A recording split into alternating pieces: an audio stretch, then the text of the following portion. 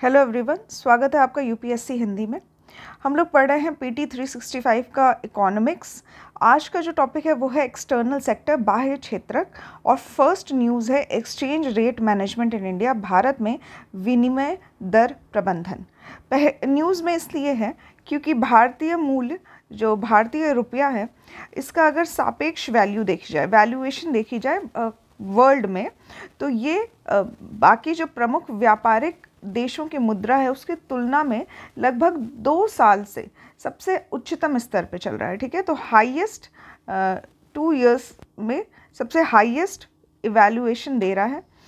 तो रुपी जो है वो अभी करेंटली स्ट्रॉन्ग पोजीशन में है। लगभग डॉलर की अगर बात की जाए तो $1 लगभग 83.37 रुपये के बराबर चल रहा है।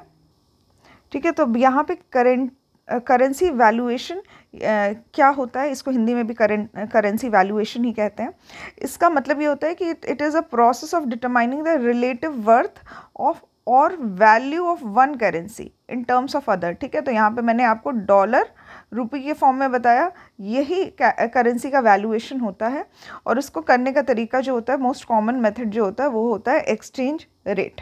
ये किया किस लिए जाता है? क्योंकि ये करने से कई कारकों पे इसका प्रभाव पड़ता है, जैसे कि ब्याज दर, मुद्रास्फीति, या फिर पूंजी निवेश, कैपिटल फ्लो, या फिर मुद्रा की आपूर्ति। इस तरह से ये प्रभाव डालते हैं। Exchange rate determination in India, तो भारत में जो विनिमय के दर है, इसका निर्धारण जो है वो 2 पर्टिकुलर एक्सचेंज रेट का प्रणालियों का उपयोग करके किया जाता है। पहला है nominal and real exchange rates. ठीक है, तो नॉमिनल एक्सचेंज रेट जिसको नीर कहा जाता है, और रियल इफेक्टिव एक्सचेंज रेट जिसको रीर कहा जाता है। ठीक है, तो इसको मैं शॉर्ट में आपको बता देती हूँ होता क्या है, बहुत इंपॉर्टेंट नहीं है। यहाँ पे ये जो नॉमिनल इफेक्टिव एक्सचेंज रेट होता है, ये करेंसी को जो अदर चीज़ें, अदर फैक्टर्स हैं, जैसे कि भारत में कितनी मुद्रास्फीति है, इन्फ्लेशन कितना चल रहा है, या फिर और एक्सटर्नल फैक्टर्स, इनको छोड़ के जो रुपी है इसकी कीमत दूसरे किसी और करेंसी जैसे कि डॉलर के सापेक्ष में निकाला जाता है। ठीक है, और जब रियल इफेक्टिव एक्सचेंज रेट हम लोग निकालते हैं तो उस टाइम पे हम लोग और भी फैक्टर्स कंसीडर करते हैं, जैसे कि मुद्रास्फीति में क्या अंतर है दोनों देशों के बीच में, एक्सपोर्ट इंपोर्ट में क्या अंतर है दोनों देशों के बीच में, और भी फैक्टर्स देखे जाते हैं। ठीक है, तो एक नॉमिनल एक्सचेंज रेट होता है जिसमें सिर्फ रुपी के माध्यम से हम लोग एक्सचेंज रेट कंसीडर करते हैं, और एक होता है आपका रियल इफेक्टिव एक्सचेंज रेट जिसमें और भी फैक्टर्स जो होते हैं उनको देखा जाता है। ठीक है, नेक्स्ट है एक्सचेंज रेट का डिटर्मिनेशन कैसे किया जाता है, विनिमय दर का निर्धारण करने की विधि। तो पहला है हमारा फिक्स्ड एक्सचेंज रेट। इसमें एक मुद्रा का मूल्य जो है वो दूसरे मुद्रा से उसकी तुलना की जाती है, या फिर वहाँ के सोने जैसी वस्तुओं से तुलना की जाती है। ठीक है, तो यहाँ पे सोना जो है उसको भी as a strong financial power समझा जाता है किसी भी कंट्री का। कंट्री के पास जितना सोना होता है उतनी ही उसकी ज़्यादा उसके करेंसी की वैल्यू होती है। ठीक है, तो इस तरह से ये होता है हमारा फिक्स्ड एक्सचेंज रेट। दूसरा है flexible exchange rate. Flexible exchange rate में ये होता है कि मार्केट का या बाज़ार की जो शक्तियाँ होती हैं उसके द्वारा निर्धारण किया जाता है उसके करेंसी की वैल्यू। इफ़ेक्ट क्या होता है, प्रभाव क्या होता है? तो पहले मैंने आपको बताया कि अगर किसी भी कंट्री के रुपी की वैल्यू या करेंसी की वैल्यू ज़्यादा है तो वो कंट्री स्ट्रॉन्ग पोजीशन में होती है। ठीक है, तो उसके मनी की वैल्यू बढ़ गई। अब यहाँ पे इंपोर्ट जो होता है वो बढ़ जाता है। मतलब पहले इसके पास अगर करेंसी थी जिसका मूल्य 5 रुपये था, तो इसका जो इंपोर्ट होता था वो उसके अकॉर्डिंग 5 रुपये में जितना मिलता था उतना इंपोर्ट कर सकता था, वो उतना आयात किया जा सकता था। अब अगर इसकी वैल्यू बढ़ के 10 रुपये हो गई है, तो 10 रुपये में अब 5 रुपये की अपेक्षा ज़्यादा इंपोर्ट हम कर सकते हैं, तो ज़्यादा आयात कर सकते हैं, तो आयात बढ़ जाता है। ये तो होता है कि इस तरह से आप इंपोर्ट को बढ़ा सकते हैं। दूसरा इन्फ्लेशन। ठीक है, तो यहाँ पे इन्फ्लेशन कम हो जाता है क्योंकि इंपोर्ट ज़्यादा हो गया है, तो यानी कि सप्लाई बढ़ गई है। तो अगर डिमांड बढ़ रही है और सप्लाई भी बढ़ रही है, सप्लाई भी मिल जा रही है, जितना डिमांड है उतनी ही सप्लाई भी अवेलेबल है, तो वहाँ पे मुद्रास्फीति यानी कि इन्फ्लेशन कम हो जाता है। ठीक है, तो लोअर इन्फ्लेशन होता है। दूसरा इंटरेस्ट रेट कम कर दिया जाएगा। ठीक है, ये तो डायरेक्टली लिंक होते हैं एक दूसरे से। अगर इन्फ्लेशन कम हो जाती है तो इंटरेस्ट रेट भी कम हो जाता है, क्योंकि क्या होता है कि मार्केट में अगर सप्लाई है, सबको सबको मिल रहा है सामान, तो उस केस में क्या होता है कि डिमांड और सप्लाई के बीच में एक आपसी बराबर का रिलेशन चल रहा होता है, कि मतलब जितनी भी डिमांड हो रही है उतनी ही सप्लाई मौजूद है। तो इसलिए इंटरेस्ट रेट कम कर दिए जाते हैं, क्योंकि सबके पास पैसे होने चाहिए। उस पैसे से किसी को कोई फ़र्क नहीं पड़ रहा है। हाँ, अगर डिमांड बढ़ जाए और सप्लाई अवेलेबल ही ना हो, उस टाइम पे कंडीशन ऐसी आती है कि लोगों से पैसा लेके बैंक में रखा जाता है, क्योंकि उस टाइम पे इन्फ्लेशन की कंडीशन जो होती है वो डेवलप हो जाती है। इसी कारण इंटरेस्ट रेट बढ़ा दिए जाते हैं, जिससे कि लोग जो हैं वो बैंक में अपना पैसा जमा करने लगते हैं, और क्योंकि उनको प्रॉफिट चाहिए और उनके खर्चे जो होते हैं वो कम हो जाते हैं। तो ये इन्फ्लेशन को कम करने के लिए ये किया जाता है। अब क्योंकि इन्फ्लेशन ऑलरेडी कम हो चुका है मनी की वैल्यू बढ़ने से, इसलिए इंटरेस्ट रेट्स को कम कर दिया जाता है। इकोनॉमिक ग्रोथ जो होती है इसमें थोड़ी कमी आती है। अगर करेंसी स्ट्रॉन्ग हो जाती है तो आपका एक्सपोर्ट जो होता है वो कॉस्टली हो जाता है। ठीक है, तो इसकी हर चीज़ की जो लागत होती है वो बढ़ जाती है, तो इसलिए आपका एक्सपोर्ट जो होता है कॉस्टली हो जाता है, और मार्केट में थोड़ा कंपटीशन की प्रतिस्पर्धी कंडीशन डेवलप हो जाती है। क्योंकि एक सामान जो है वो अगर आपकी कंट्री से एक्सपोर्ट हो रहा है, एक पर्टिकुलर कंट्री जहाँ पे करेंसी स्ट्रॉन्ग है, तो वो अगर 15 रुपये में है, तो किसी और कंट्री में जिसकी करेंसी इतनी स्ट्रॉन्ग नहीं है वो 10 रुपये में मिल जाएगा। तो ऑब्वियस सी बात है कि जो एक्सपोर्ट करेगा, जो कंट्री निर्यात कर रही है, वो चाहेगी कि हमें सस्ते दाम में वही सेम चीज़ मिल जाए। तो सेम सामान अगर 10 रुपये में मिल रहा है तो आप उसको ज़्यादा एक्सपोर्ट करना चाहेंगे, तो मार्केट में एक्सपोर्ट आपका कम हो जाएगा, क्योंकि एक्सपोर्ट आपका कॉस्टली हो चुका है, क्योंकि स्ट्रॉन्ग आपकी मनी की वैल्यू स्ट्रॉन्ग हो चुकी है। तो आपकी लागत जो है किसी सामान को बनाने में वो बढ़ती जा रही है। तो इसलिए एक्सपोर्ट कॉस्टली होने की वजह से इकोनॉमिक ग्रोथ पे इसका गलत प्रभाव पड़ता है, वो घटती जाती है। इसके साथ ही फॉरेन डायरेक्ट इन्वेस्टमेंट, जिसका कंसेप्ट मैंने आपको पिछली क्लास में बताया था, तो यहाँ पे एफडीआई जो होता है वो अट्रैक्ट होता है, मतलब वो बढ़ जाता है, क्योंकि फॉरेन से जो लोग आ रहे होते हैं वो यहाँ पे इन्वेस्ट करते हैं, क्योंकि उनको एक अच्छा इंटरेस्ट रेट, एक स्ट्रॉन्ग करेंसी का इंटरेस्ट रेट मिल रहा होता है। तो इसलिए इन्वेस्टर्स के लिए बहुत अच्छी सिचुएशन होती है कि पूंजी का प्रवाह जो है वो बढ़ जाता है। ठीक है, तो कैपिटल फ्लो यहाँ पे इंक्रीज हो जाता है, क्योंकि एफडीआई अट्रैक्ट होता है।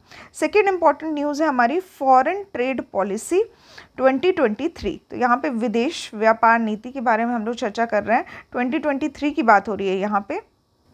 तो हाल ही में ministry of commerce and industry, वाणिज्य और उद्योग मंत्रालय के द्वारा कुछ गाइडलाइंस, कुछ नोटिफिकेशन जारी की गई है विदेश व्यापार नीति के बारे में, वो हम लोग देखेंगे। ठीक है, तो अगर मैं आपको शॉर्ट में समझाऊं तो ये नोटिफिकेशन जारी किया गया जिससे एक्सपोर्टर्स के बीच में दो इम्पॉर्टेंट चीज़ों का बढ़ावा किया जाएगा। पहला है ट्रस्ट और पार्टनरशिप। ठीक है, तो निर्यातकों के साथ विश्वास एवं साझेदारी के सिद्धांत को अपनाया जाएगा, तो ये इसका बेसिस है। ठीक है, ट्रेड को बढ़ाने के लिए एक तो प्रोत्साहन एवं कर में छूट दी जाएगी, व्यापार में सुविधा दी जाएगी, साथ ही और जो फोकस किया जाएगा ई कॉमर्स पे। ठीक है, तो कॉमर्स को थोड़ा डिजिटलाइज किया जाएगा, एक्सपोर्ट हब बनाए जाएंगे, और एक एससीओ एमईटी, ये अभी मैं आपको समझाऊंगी, नेक्स्ट न्यूज़ हम लोग पढ़ेंगे इसके बारे में। इससे रिलेटेड भी हम लोग पॉलिसी बनाएंगे। तो इंडिया का अगर ट्रेड प्रोफाइल देखा जाए तो इंडिया का ट्रेड जो है वो एक्सपोर्ट रेट वो बढ़ता जा रहा है। फाइनेंशियल ईयर 2023 की सिचुएशन ऐसी है कि 22 की तुलना में ये इंडिया का एक्सपोर्ट जो है वो बढ़ रहा है, ये अच्छी बात है। ठीक है, यहाँ पे इंडिया का जो एक्सपोर्ट का टारगेट है वो है $2 trillion for goods and services in 2030। और भारत के जो शीर्ष निर्यात वस्तुएं हैं वो हम लोग देखते हैं। तो पहला पेट्रोलियम है, इलेक्ट्रॉनिक गुड्स हैं, राइस है, केमिकल्स हैं, ड्रग्स एंड फार्मास्यूटिकल्स हैं। ठीक है, तो ये सभी चीज़ें टॉप एक्सपोर्ट कमोडिटीज़ हैं। टॉप इंपोर्ट नेशंस जो हैं, इंडिया में सबसे ज़्यादा इंपोर्ट जो होता है वो होता है चाइना से, यूएई से, यूएसए से और रशिया से। और इंडिया की टॉप एक्सपोर्ट डेस्टिनेशन जो है, जो सबसे अधिक निर्यात करती हैं वो है USA, UAE, नीदरलैंड्स और चाइना। ये सभी रिपोर्ट जो है ये 22-23 की हैं। करंट अपडेटेड जो है 23-24 ये अभी अवेलेबल नहीं है, ये जब भी अवेलेबल होगा वो हम आप लोगों तक पहुंचाएंगे। अभी जो करंट डेटा है ये 22-23 का है। नेक्स्ट के फॉरेन ट्रेड पॉलिसी में ही एक और सब हेडिंग है जो है व्यापार, सुविधा और सुगमता। ठीक है, trade facilitation and ease of doing business. कुछ और इनिशिएटिव किए गए हैं। व्यापार सुविधा के लिए एक राष्ट्रीय समिति का गठन किया गया है। ठीक है, इसमें व्यापार सुविधा समझौता से रिलेटेड काम किया जाएगा, यानी कि ट्रेड को अभी सुविधाजनक और सुगमता पूर्वक इसमें कार्य करना है हमें। ठीक है, 2017 में इसका गठन किया गया था। ठीक है, इसके लिए कुछ कदम उठाए गए हैं, जैसे निर्यात बंधु एक पोर्टल बनाया गया है एक्सपोर्टर्स के लिए। साथ ही इलेक्ट्रॉनिक एक्सपोर्टर कोड जारी किया जाता है, जिससे कि इंपोर्ट एक्सपोर्ट की जो एक्टिविटी है इसको ट्रैक किया जा सके। साथ ही ई सर्टिफिकेशन जारी किया जाता है, ओरिजिन से कहाँ बना है और कहाँ पे वो ले जाया जा रहा है, मतलब कहाँ से इंपोर्ट हुआ है, प्रोडक्शन हुआ है, इंपोर्ट नहीं, कहाँ से प्रोडक्शन हुआ है और कहाँ पे वो एक्सपोर्ट हो रहा है, ये सभी चीज़ें भी ट्रैक की जाती है इस तरह से। ठीक है, तो ये सभी चीज़ें जो है वो व्यापार को और सुविधाजनक बना रही हैं और इसके सुगमता का ध्यान रखा जा रहा है। ठीक है, व्यापार के साथ साथ निर्यात को भी बढ़ावा देने के लिए कुछ पहल की गई है, जैसे कि एक्सपोर्ट प्रमोशन इनिशिएटिव किया गया है फॉरेन ट्रेड पॉलिसी में, जिसमें डिस्ट्रिक्ट्स को जिला को एक निर्यात हब के रूप में बनाया जा रहा है। ठीक है, तो एक जिला को निर्यात प्रोत्साहन समिति बनाई जा रही है जिला के लिए, और साथ ही डिस्ट्रिक्ट के साथ ही स्टेट एक्सपोर्ट प्रमोशन कमेटी भी बनाई जा रही है। ठीक है, तो यहाँ पे एक तरह का डिसेंट्रलाइजेशन किया जा रहा है इंपोर्ट और एक्सपोर्ट को लेकर। एक स्टेट लेवल पे और डिस्ट्रिक्ट लेवल पे भी निर्यात को बढ़ावा देने के लिए कुछ पहल की जा रही है। ठीक है, इसके लिए जैसे कि कुछ प्रोडक्ट्स और सर्विसेज को डिस्ट्रिक्ट में अच्छी ब्रांडिंग की जा रही है, पैकेजिंग की जा रही है, डिज़ाइन और मार्केटिंग किया जा रहा है, जिससे इसकी आउटरीच जो है वो ज़्यादा जगहों तक पहुंच सके। ठीक है, नेक्स्ट है इसमें export promotion of capital goods scheme. तो पूंजीगत वस्तुओं के आयात में सुगमता के लिए भी कुछ कार्य किए जा रहे हैं। अब ये पूंजीगत वस्तुएं यानी कि कैपिटल गुड्स क्या होते हैं, तो ये ऐसी चीज़ें होती हैं जैसे कि tools, machinery, buildings, vehicles, computers, construction equipments, ऐसी चीज़ें जो आप प्रोडक्शन यूनिट में लगाते हैं और आपका जो एक तरह का आप व्यापार कर सकते हैं या फिर एक कैपिटल इन्वेस्टमेंट कर सकते हैं जो आपको लॉन्ग टर्म में प्रॉफिट देगा। ठीक है, तो ऐसी चीज़ों के आयात को सुगम बनाया जा रहा है, जिससे कि फर्दर हम लोग प्रॉफिट की तरफ आगे जा सकें। ठीक है, यहाँ पे कुछ एक्सपोर्ट प्रमोशन यूनिट्स भी बनाई जा रही हैं, जैसे कि मैंने आपको पहले ही बताया था कि एक्सपोर्ट को प्रोत्साहन दिया जा रहा है, जिससे निर्यात को बढ़ावा मिलेगा। विदेशी मुद्रा में आय में हमारी जो कंट्री की आय है इसमें वृद्धि होगी। साथ ही निवेश को आकर्षित कर सकते हैं हम लोग, तो इसके लिए एक्सपोर्ट ओरिएंटेड यूनिट्स बनाई जा रही हैं, इसको याद कर सकते हैं आप, EOU, एक्सपोर्ट ओरिएंटेड यूनिट्स बनाई जा रही हैं। सॉफ्टवेयर टेक्नोलॉजी पार्क की स्थापना हो रही है, साथ ही biotechnology park, electronic hardware technology park, इस तरह के पार्क मतलब एक तरह की शॉप होती है जो कि एक्सपोर्ट को प्रमोशन करती है, यानी कि यहाँ पे जो वस्तुएं हैं उनका डिस्प्ले किया जाता है। इसी से रिलेटेड कुछ और भी अन्य पहल भी दी हुई है। तो डिजिटल इकोनॉमी के लिए सीमा पार का व्यापार जो है इसकी भी सुगमता के लिए या फिर इसका भी प्रमोशन किया जा रहा है। तो promotion of cross border trade in digital economy, तो ई-कॉमर्स एक्सपोर्ट हब्स बनाए जा रहे हैं। इसको पोस्टल रूट से भी जोड़ा जा रहा है, मतलब इंडिया पोस्ट भी इसमें एक अहम भूमिका निभा रहा है। यहाँ पे लिखा हुआ है स्कीम का नाम डाक घर निर्यात केंद्र। ठीक है, तो पोस्ट ऑफिस से भी आप कुरियर वगैरह करके भेज सकते हैं, एक जगह का सामान जो है वो दूसरी जगह भी भेजा जा सकता है। व्यापार को बढ़ावा देने के लिए शुल्क में छूट दी जाएगी। ठीक है, जो चीज़ें एक्सपोर्ट हो रही हैं उन पे भी जो ड्यूटी और टैक्सेस लगते हैं इसको रेमिशन किया जाएगा, यानी कि इसको कम किया जाएगा, रिफंड कर दिया जाएगा। अब यहाँ पे मैंने आपको कंसेप्ट दिया था SCOMET का, इससे रिलेटेड भी नई गाइडलाइंस जारी की गई है। ठीक है, इसमें आते हैं कुछ विशेष प्रकार के रसायन, जीव, सामग्री, उपकरण एवं प्रौद्योगिकी, यानी कि special chemicals, organisms, materials, equipments and technology. इसमें कुछ पर्टिकुलर प्रोडक्ट्स ऐसे होते हैं जो कि डबल यूज़ किए जा सकते हैं, मतलब उसका दोहरी तरह से यूज़ किए जाते हैं, दोहरे उपयोग होते हैं, जैसे कि न्यूक्लियर प्रोडक्ट्स। अब न्यूक्लियर प्रोडक्ट से हम लोग एनर्जी भी बना सकते हैं और साथ ही इसको वेपन की तरह भी यूज़ कर सकते हैं। तो इन सामग्रियों को, जैसे कि केमिकल्स, तो केमिकल्स का पॉजिटिव यूज़ भी है और नेगेटिव यूज़ भी है। कुछ सही उपयोग भी किया जा सकता है, कुछ गलत उपयोग भी किया जा सकता है। तो ये लिस्ट जो जारी की गई है, ये ऐसे ही दोहरे उपयोग वाले वस्तुओं के बारे में लिस्ट जारी की गई है।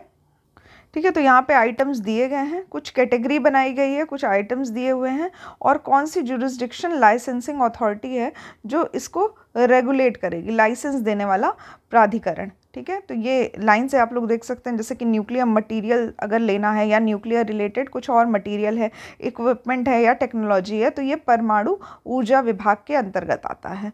साथ ही टॉक्सिक केमिकल एजेंट्स और कुछ और केमिकल्स, तो ये विदेश व्यापार महानिदेशालय के अंतर्गत आता है, DGFT के अंतर्गत। ठीक है, ये और भी चीज़ें हैं जो DGFT के अंतर्गत आती है, जैसे कि टॉक्सिक माइक्रो ऑर्गेनिजम्स या फिर मटेरियल या उससे प्रोसेसिंग यूनिट्स या फिर न्यूक्लियर रिलेटेड और भी इक्विपमेंट्स जो कि इसके द्वारा कंट्रोल नहीं किए जाते हैं, तो बाकी सभी इसके द्वारा कंट्रोल किए जाते हैं। ठीक है, तो और भी चीज़ें हैं यहाँ पे, ये सब SCOMET के अंदर आती है। ठीक है, ठीक है, नेक्स्ट न्यूज़ है free trade agreements of India, Bharat में मुक्त व्यापार समझौते। तो रिसेंटली इंडिया और UAE के मध्य एक बायलेटरल इन्वेस्टमेंट ट्रीटी यानी कि द्विपक्षीय निवेश संधि पर हस्ताक्षर हुआ है।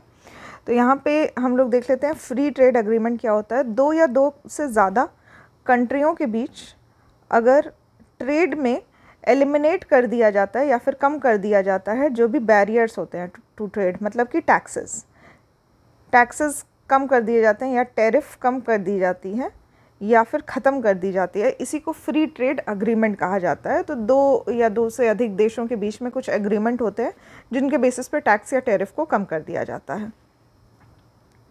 तो हाल ही में इंडिया और UAE के बीच में ऐसी एक संधि हुई है। करेंटली देखा जाए तो इंडिया ने 13 FTA साइन किए हैं डिफरेंट कंट्रीज़ के साथ, जैसे कि Sri Lanka, Nepal, Bhutan, Thailand, Singapore, south Korea, Japan, Malaysia, Mauritius, UAE और ऑस्ट्रेलिया के साथ। ठीक है, तो इन सभी के साथ फ्री ट्रेड अग्रीमेंट साइन हो चुका है और इन कंट्रीज़ के साथ जो ग्रोथ देखी गई है लास्ट 5 ईयर्स में, जो ट्रेड की ग्रोथ देखी गई है वो 20.75% है। नेक्स्ट न्यूज़ है ग्लोबल ट्रेड बैरियर, वैश्विक ट्रेड बैरियर्स, हिंदी में भी इसको ट्रेड बैरियर्स ही कहा जाता है। न्यूज़ में इसलिए क्योंकि WTO वर्ल्ड ट्रेड ऑर्गेनाइजेशन ने कहा है कि अंतर्राष्ट्रीय व्यापार में जो बिखराव है या फिर विखंडन है, इसमें बढ़ोतरी हुई है। तो यहाँ पे growing fragmentation in international trade, और 2015 और 2022 के बीच में व्यापार संबंधी जो शिकायतें हैं उनकी संख्या 9 गुना बढ़ गई है, 9 टाइम्स बढ़ गई है ट्रेड में जो शिकायतें होती हैं। ठीक है, तो ट्रेड बैरियर क्या होता है? अंतर्राष्ट्रीय व्यापार को प्रतिबंधित करने वाली जो नीतियाँ होती है, रेगुलेशन और policy that restrict the international trade, international trade को जो भी नीतियाँ प्रतिबंधित करती हैं उनको कहा जाता है ट्रेड बैरियर, जैसे कि टैरिफ, कोटा, लाइसेंस एक्सेट्रा। दो टाइप के ट्रेड बैरियर्स होते हैं, एक होता है टैरिफ और एक होता है नॉन टैरिफ। ठीक है, तो ट्रेड बैरियर्स जो होता है वो टैक्स होता है जो कि उस पर्टिकुलर प्रोडक्ट के कॉस्ट में ऐड होता है और जो भी उसको ख़रीदता है उसको वो टैक्स देना पड़ता है। तो यहाँ पे ये टैक्सेस होते हैं। नॉन टैरिफ बैरियर्स में टैक्स के अलावा भी कुछ और टैरिफ्स लगाए जाते हैं। इसमें डायरेक्ट टैक्स नहीं लगता है, कुछ और टैरिफ्स लगाए जाते हैं जिससे कि लोकल मार्केट जो हो वो ख़राब ना हो। टैरिफ लगाए जाते हैं, लोकल मार्केट ना ख़राब हो इसलिए कुछ नॉन टैरिफ बैरियर्स भी लगाए जाते हैं। इसमें डायरेक्ट टैरिफ नहीं लगता है, जैसे कि लाइसेंस दे दिया जाता है या फिर कोटा दे दिया जाता है या फिर फॉरेन एक्सचेंज रेस्ट्रिक्शंस लगते हैं, इस तरह का इसको कहते हैं नॉन टैरिफ बैरियर। नेक्स्ट यहाँ पे United nation conference on trade and development UNCTAD के बारे में बताया गया है। इन्होंने एक रिपोर्ट जारी की है, ट्रेड एंड डेवलपमेंट रिपोर्ट 2023, व्यापार और विकास रिपोर्ट 2023। तो इस रिपोर्ट के कुछ मुख्य बिंदु हैं, जैसे कि वैश्विक परिदृश्य में 2023 यहाँ पे ग्लोबल इकोनॉमिक आउटलुक के बारे में दिया गया है, जिसमें जो वर्ल्ड इकोनॉमिक ग्रोथ है उसको प्रोजेक्ट किया गया है एटलीस्ट 2.4%। और अगर इंडिया की बात की जाए तो इंडिया की इकोनॉमिक ग्रोथ को फोरकास्ट किया गया है कि ये 2023 में 6.6% रहेगी और 24 में ये 6.2% हो जाएगी, मतलब कि कम हो जाएगी। इसके बारे में हम लोग देख लेते हैं। UNCTAD ये इस्टेब्लिश हुआ था UN की जनरल असेंबली के द्वारा 1964 में। इसके जो टोटल मेंबर हैं वो 195 है और इंडिया भी इसका एक मेंबर है। तो बेसिकली ये वर्क करता है ट्रेड एंड डेवलपमेंट, व्यापार और साथ में विकास के क्षेत्र में, इन्वेस्टमेंट और एंटरप्राइज, टेक्नोलॉजी और इनोवेशन, और जितनी भी डेवलपमेंट पॉलिसीज़ हैं या फिर इकोनॉमिक्स से रिलेटेड पॉलिसीज़ हैं उनको ये इसमें हेल्प करता है। ठीक है, तो developing countries participate more equitably in global economy. तो जितने भी विकासशील देश हैं वो वैश्विक अर्थव्यवस्था में ज़्यादा भाग ले सकें, व्यापार, निवेश, वित्त और प्रौद्योगिकी, इनकी सहायता से विकासशील देशों का विकास हो सके। ठीक है, तो ये कंप्लीट होता है हमारा UNCTAD के बारे में। नेक्स्ट इंपॉर्टेंट न्यूज़ है हमारी वर्ल्ड ट्रेड ऑर्गेनाइजेशन, विश्व व्यापार संगठन। यहाँ पे न्यूज़ में इसलिए क्योंकि रिसेंट में भारत ने WTO के एक अपीलीय निकाय यानी कि एक अपीलेट बॉडी में एक विवाद के खिलाफ एक अपील पेश की है। ठीक है, तो यहाँ पे डिस्प्यूट है, डिस्प्यूट सेटलमेंट बॉडी WTO की, वहाँ पे इन्होंने वायलेट किया है zero tariff commitment against information technology agreement. ठीक है, तो यहाँ पे मैं आपको WTO के बारे में बता देती हूँ। WTO जो है विश्व व्यापार संगठन यानी वर्ल्ड ट्रेड ऑर्गेनाइजेशन, ये अंतर्राष्ट्रीय व्यापार के लिए नियम बनाने वाली एकमात्र वैश्विक मंच है। ठीक है, तो it is the only global forum for setting the rules for international trade. ठीक है, तो ये जो है वो व्यापार वार्ता को सुविधाजनक बनाता है, साथ ही जो व्यापार के समझौते होते हैं उनके प्रति अपनी निगरानी दिखाता है और जो भी विवाद होते हैं व्यापार से रिलेटेड इसको भी निपटाने के लिए एक मंच प्रदान करता है। यहाँ माराकेश अग्रीमेंट के द्वारा इस्टेब्लिश किया गया था WTO को, जो कि 1994 में इन यूरुग्वे। ठीक है, इससे पहले WTO जो था, इससे पहले इसका नाम general agreement on tariffs and trade यानी कि गाट हुआ करता था, जो कि 1948 में फॉर्म हुआ था। इसमें प्रेजेंटली 164 मेंबर कंट्रीज़ हैं और इंडिया भी इसका पार्ट है। नेक्स्ट यहाँ पे WTO का ही निवेश सुविधा समझौता यानी कि इन्वेस्टमेंट फैसिलिटेशन अग्रीमेंट भी है। ये 2017 में लॉन्च किया गया था, निवेश को और सुगम बनाने के लिए इसको लॉन्च किया गया था। और इसमें it is by the group of developing and least developed WTO members. ठीक है, तो जो सभी विकासशील या फिर सबसे कम विकसित सदस्य हैं, उन WTO के सदस्य हैं, उन सबका ये एक ग्रुप बनाया गया है। यहाँ पे एक और न्यूज़ है कि US ने एक ग्रांट किया है कि चाइना जो है वो अब डेवलपिंग कंट्री के स्टेटस में नहीं आएगा। ठीक है, तो अमेरिकी सीनेट ने एक समिति में चीन के विकासशील देश के दर्जे को समाप्त करने का कानून की मंजूरी दे दी है। ठीक है, तो चीन जो है वो अब डेवलपिंग कंट्री नहीं है, डेवलप्ड कंट्री है। यहाँ WTO ने कोई भी डेफिनेशन नहीं दी है डेवलप्ड और डेवलपिंग कंट्रीज़ की। विकसित या फिर विकासशील देशों की, और सदस्य देश जो हैं वो स्वयं ही ये घोषणा करते हैं कि घोषणा करने के लिए स्वतंत्र हैं कि वो विकसित देश में आना चाहते हैं कैटेगरी में, या फिर विकासशील यानी कि डेवलपिंग देश की कैटेगरी में आना चाहते हैं। नेक्स्ट न्यूज़ है डी डॉलराइजेशन, हिंदी में इसको कहा जाएगा विडॉलरीकरण। तो यहाँ पे जो ब्रिक्स कंट्रीज़ हैं यानी कि Brazil, Russia, India, China and south Africa, ठीक है, इसके अलावा और भी कंट्रीज़ अब ब्रिक्स का पार्ट हैं, बट यहाँ पे मेजर ये जो कंट्रीज़ हैं इन्होंने एक प्रोसेस स्टार्ट किया जिसमें नई करेंसी को ये लोग यूज़ करेंगे क्रॉस बॉर्डर पेमेंट के लिए। पहले डॉलर जो है उसी पे सारी निर्भरता हुआ करती थी, अब ये लोग और किसी और दूसरी करेंसी में भी बिजनेस करने का स्टार्ट कर रहे हैं, ठीक है। तो यहाँ पे हर कंट्री के अपनी अलग अलग करेंसी है, और अगर ये क्रॉस बॉर्डर ट्रेड के लिए ये अपनी करेंसी यूज़ करना शुरू करते हैं तो डॉलर पे इनका जो एक डिपेंडेंसी है वो कम हो जाएगी, ठीक है। तो यहाँ पे वही चीज़ की डेफिनेशन दी हुई है कि एक प्रोसेस जहाँ पे कंट्री जो है वो अपनी रिड्यूस करता है अपनी जो डिपेंडेंसी है, अपनी निर्भरता जो है यूएस डॉलर पे कम करके किसी दूसरी करेंसी या माध्यम से एक्सचेंज करता है, इसको हम डी डॉलराइजेशन कहते हैं। तो इसकी आवश्यकता क्यों पड़ी, क्यों डी डॉलराइजेशन के टूवर्ड्स जो कंट्रीज़ हैं वो जा रही हैं? तो पहला तो इसको ट्रेड में एज अ व्यापार का सशस्त्रीकरण, वेपनाइजेशन ऑफ ट्रेड की तरह यूज़ किया जाता था। जैसे कि किसी कंट्री पे अगर सैंक्शन अप्लाई कर दिए गए हैं या फिर उसको स्विफ्ट से निकाल दिया गया है। स्विफ्ट मैंने आपको लास्ट लेक्चर में पढ़ाया था कि ये सोसाइटी है for world wide inter bank financial telecommunication.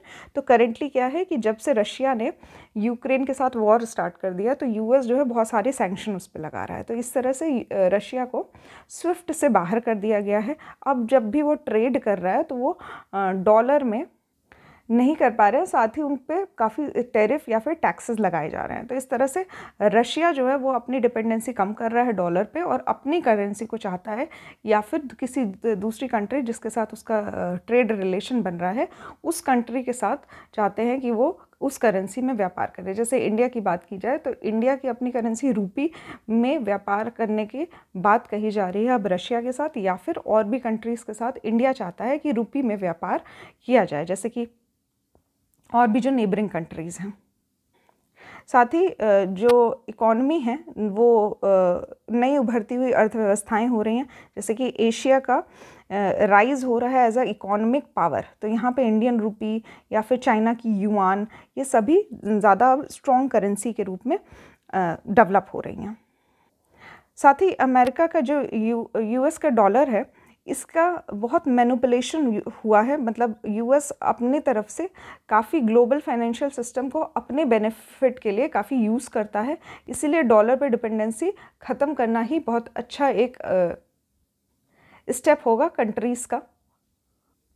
Bharat के लिए क्या लाभ होगा? तो पहला तो रिडक्शन हो जाएगा इन systematic risk in global financial system, ठीक है। तो जो भी वित्तीय जोखिम होते थे वो थोड़े कम हो जाएंगे, अब रुपी में व्यापार होगा। उसके बाद एक्सपोर्ट कॉम्पिटिटिवनेस होगा, थोड़ा निर्यात संबंधी जो कंपटीशन है उसमें वृद्धि होगी। ग्रेटर कंट्रोल होगा ऋण प्रबंधन का, डेट मैनेजमेंट ज़्यादा अच्छे से हो पाएगा। जो हम लोग बोरो करते थे, जो उधार लिए जाते थे, उसकी लागत में कमी आएगी क्योंकि रुपए में होगा हम लोगों का व्यापार, डॉलर में नहीं कंसीडर किया जाएगा, तो उसमें थोड़ी सी कमी लागत में कमी आएगी। विदेशी निवेश जो होंगे वो आकर्षित होंगे, तो यहाँ पर अट्रैक्ट किया जाएगा फॉरेन इन्वेस्टमेंट को। साथ ही जो हमारी मौद्रिक नीति है उसमें ज़्यादा फ्लेक्सिबिलिटी आएगी, ज़्यादा लचीलापन आएगा, ठीक है। तो क्या क्या इनिशिएटिव लिए गए हैं? तो ग्लोबल स्तर पे बहुत सारे इनिशिएटिव लिए गए हैं, जैसे कि चाइना की तरफ से एक global sovereign digital currency governance, मतलब डिजिटल करेंसी के थ्रू ट्रेड पे बढ़ावा देने की बात कही गई है। साथ ही अफ्रीकन की कॉन्टिनेंटल जो है African continental free trade area, इन्होंने भी इसको प्रमोट किया है कि हम लोग लोकल करेंसी जो होती है, जो भी कंट्री की लोकल करेंसी है उसमें हम लोग व्यापार करना अब शुरू करेंगे, ठीक है। इंडिया के द्वारा भी कुछ इनिशिएटिव लिए गए हैं, जैसे कि cross border borrowing in rupees, तो जो भी बाहर से व्यापार किए जा रहे हैं अंतर्राष्ट्रीय व्यापार, उनके लिए रुपी को यूज़ किया जा रहा है, ठीक है। साथ ही ट्रेड सेटलमेंट्स जो है वो भी रुपी में किए जा रहे हैं, व्यापार का जो निपटान है उसको भी रुपए में किया जा रहा है। साथ ही करेंसी स्वैप का एक इम्पॉर्टेंट टर्म होता है करेंसी स्वैप। इसमें जो 23 करेंसी स्वैप का अग्रीमेंट साइन किया गया है, जिसमें कि जो भी नेशन है सार्क के मेंबर्स हैं या फिर और भी जो नेबरिंग कंट्री है इंडिया के साथ, उन्होंने रुपी में जो व्यापार है वो करने के लिए अग्रीमेंट किया है। नेक्स्ट जो हमारी इम्पॉर्टेंट न्यूज़ है वो है रेमिटेंसेस यानी कि विप्रेषण। तो यहाँ पे न्यूज़ में इसलिए है क्योंकि करेंटली वर्ल्ड बैंक ने एक रिपोर्ट सबमिट की है, migration and development brief, leveraging diaspora finances for private capital mobilization, निजी पूंजी जुटाने के लिए प्रवासियों के वित्त का लाभ उठाना। ये पर्टिकुलर शीर्षक है इस एनुअल रिपोर्ट का। तो इसमें पाया गया है कि ग्लोबल रेमिटेंसेस फ्लो जो हैं वो 860 बिलियन, ऐसा एस्टिमेट किया गया कि 860 बिलियन हो जाएंगे 2023 में, जो कि 3% का इंक्रीज़ है पिछले वर्ष से। अभी रेमिटेंसेस या फिर विप्रेषण होता क्या है? तो इसमें ट्रांसफ़र ऑफ मनी किया जाता है किसी एक इंडिविजुअल के द्वारा जो कि एक माइग्रेंट वर्कर है, मतलब किसी और कंट्री में जाके कार्य कर रहा है और वो अपनी फैमिली को या फिर बाकी किसी और मेंबर को किसी दूसरी कंट्री में पैसा भेजता है। तो इसको हम रेमिटेंसेस कहते हैं। जो टॉप 3 रेमिटेंसेस हैं इन 2022, तो यहाँ पे 2022 का डेटा दिया हुआ है। Top 3 recipients of remittances in 2022 is India, Mexico and China. ठीक है, तो वर्ल्ड में सबसे ज़्यादा रेमिटेंसेस इंडिया को मिले हैं, फिर मैक्सिको, फिर China. Top 3 recipient of remittances in 2023 as percentage of GDP के परसेंटेज से देखा जाए तो तजिकिस्तान, टोंगा, लेबनान। ठीक है, तो यहाँ पे ये एब्सोल्यूट नंबर के हिसाब से इंडिया, मैक्सिको, चाइना, ये दोनों ही आप याद कर सकते हैं। साथ ही अगर इंडिया में स्टेट वाइज रेमिटेंसेस देखे जाएँ तो यहाँ पे ये जो डेटा है ये 2020 और 21 का है। तो महाराष्ट्र, केरला, तमिलनाडु, यहाँ पे सबसे ज़्यादा रेमिटेंसेस आते हैं, महाराष्ट्र में, फिर केरला में, फिर तमिलनाडु में। और कंट्री वाइज शेयर की बात की जाए तो सबसे ज़्यादा यूएस से आते हैं 23%, और उसके बाद यूएई से आते हैं 18%, फिर यूके से आते हैं 6.8%। ठीक है, यहाँ से इतने पर्टिकुलर परसेंटेज के लोग जो है वो इंडिया में पैसा भेजते हैं अपने घर परिवार को चलाने के लिए। ठीक है, इसका महत्व क्या है? तो सबसे पहले तो देखा जाए कि ये इंडिया की जीडीपी को बढ़ाता है। तो लगभग 3% ऑफ इंडिया की जो जीडीपी है वो रेमिटेंसेस पे ही बेस्ड है। और किसी भी विकासशील देश के लिए, डेवलपिंग कंट्री के लिए ये एक major source of external finance हो जाता है। यहाँ पे कुछ जानकारी दी गई है वर्ल्ड बैंक के बारे में। तो वर्ल्ड बैंक जो है वो और भी रिपोर्ट्स पब्लिश करता है, जैसे कि doing business report, global economic prospect, global financial development report, world development report, poverty and shared prosperity, commodity market outlet. Next जो हमारी इंपॉर्टेंट न्यूज़ है वो है क्रेडिट रेटिंग एजेंसीज। ठीक है, हिंदी में भी इसको यही कहते हैं। तो क्रेडिट रेटिंग एजेंसी जो है मूडीज़ ने भारत को Baa3 की रेटिंग प्रोवाइड की है। ठीक है, तो इसकी रेटिंग की पुष्टि की है और भारतीय अर्थव्यवस्था को लेकर स्थिर दृष्टिकोण बनाए रखा है। ठीक है, तो यहाँ पे स्टेबल आउटलुक दिया है इंडियन इकोनॉमी को। ये जो रेटिंग है काफ़ी इसमें रेटिंग एक्सप्लेन की गई है, जैसे कि अगर AAA मिलता है तो यहाँ पे हाई डिग्री ऑफ सेफ्टी होती है रिगार्डिंग टाइमली सर्विसेज, तो टाइमली सर्विसेज दी जाती है और अच्छी सिक्योरिटी प्रोवाइड की जाती है। यहाँ पे AA मिले तो हाई डिग्री ऑफ सेफ्टी होता है, A मिले तो एडिक्वेट डिग्री ऑफ सेफ्टी होता है, तो यहाँ पे पर्याप्त स्तर होता है सुरक्षा का। BBB मिले तो यानी कि मध्यम स्तर है सुरक्षा का। साथ ही और भी रेटिंग के बारे में इसमें दिया हुआ है। तो हमें जो मिला है वो मिला है Baa3। ये रेटिंग जो है ये मूडीज़ के द्वारा दी गई है। और भी रेटिंग, इंडिया की जो रेटिंग है वो और भी मेजर क्रेडिट रेटिंग एजेंसीज़ के द्वारा दी जाती है, जैसे स्टैंडर्ड्स एंड पुअर्स, इसकी रिपोर्ट अक्सर आती है, स्टैंडर्ड्स एंड पुअर्स, इसमें भी रेटिंग दी जाती है इंडिया की इकॉनमी को। मूडी की तो रिपोर्ट ये है ही प्रेजेंटली, तो मूडीज़ की रिपोर्ट आती है और साथ ही फिच की रिपोर्ट आती है। ठीक है, तो ये सभी रिपोर्ट इम्पॉर्टेंट है ना। इसका होता क्या है इस क्रेडिट रेटिंग से, तो क्रेडिट रेटिंग की जो भूमिका होती है, तो पहले तो निवेशकों को एक तथ्य प्राप्त होता है, एक साक्ष्य प्राप्त होता है, जिससे कि वो निर्णय ले सकते हैं कि निवेश करना चाहिए कि नहीं करना चाहिए। ठीक है, तो ऋण लेने के लिए भी एक डिफ़ॉल्ट ना हो जाए, ऋण चुकाने की कितनी संभावना है, एक पर्टिकुलर कंट्री की अर्थव्यवस्था कितने स्ट्रॉन्ग है या वीक है, ये सब हमें पता चलता है उसके क्रेडिट रेटिंग से। साथ ही संस्थाएं समय पर भुगतान करने के लिए तत्पर हैं कि नहीं, मतलब इनकरेज किया जाता है कि टाइमली आप अपने जो लोन हैं या फिर उससे रिलेटेड इंटरेस्ट है उसको पे कर सकें। अगर इंडिया की क्रेडिट रेटिंग की बात की जाए तो इंडिया में 7 क्रेडिट रेटिंग एजेंसीज़ हैं इंडिया की अपनी।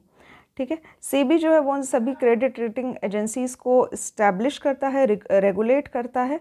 1999 का इसका रेगुलेशन का एक्ट है। सेबी रेगुलेट करता है 7 क्रेडिट रेटिंग एजेंसीज़ को, जो है CRISIL, CARE, ICRA, Acuite rating, Brickwork rating etcetera. ठीक है, तो ये सभी रेटिंग्स जो हैं वो इंडिया के अर्थव्यवस्था से रिलेटेड हैं।